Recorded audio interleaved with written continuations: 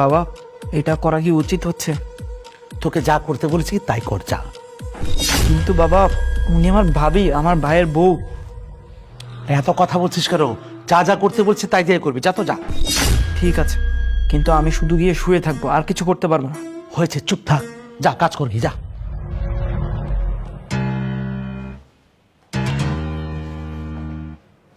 কিন্তু আমার কেমন জানি ভয় ভয় লাগছে। কিন্তু বাবা যখন বলেছে এটা তো করতেই হবে, সমস্যা নেই, বাবাকে ভরসা করা যাক।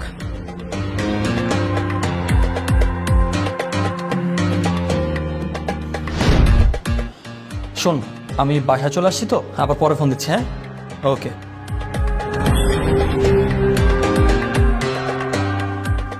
কি ব্যাপার বাবা, এত রাত হয়ে গেছে এখনো ঘুমাওনি? রাত 11টা বাজে, আজকে এত লেট? হ্যাঁ বাবা, আজকে একটু লেট হয়ে গেছে। বন্ধুর বার্থডে ছিল তো, আবার ও আমাকে না খাইয়ে যেতেই দিবে না। আর তো রোডে কি পরিমাণ জ্যাম থাকে জানোই, এই আর কি। আজ একটু বেশি লেট হয়ে গেল না? বেশি লেট মানে? আয় আমার সাথে, এখানে কি কি হচ্ছে তোকে দেখাচ্ছি। আচ্ছা, কি হচ্ছে মানে বুঝলাম না বাবা। আয় তো, আয়।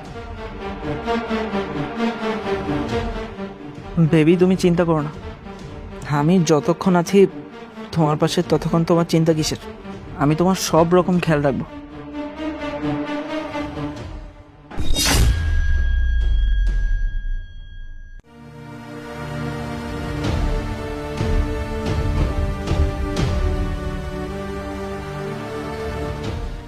দেখলি দেখলি তোর বই নাটক, এই নাটক প্রতিদিন চলে।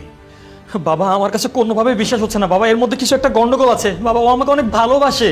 আচ্ছা, ও এমন কিছু করতে পারে না, ও তোকে অনেক ভালোবাসে, তাই না? তাহলে আমরা যেটা দেখেছি সেটা কি? বাবা, এটাই তো বুঝতে পারছি না, ও কিভাবে এই কাজটা করছে।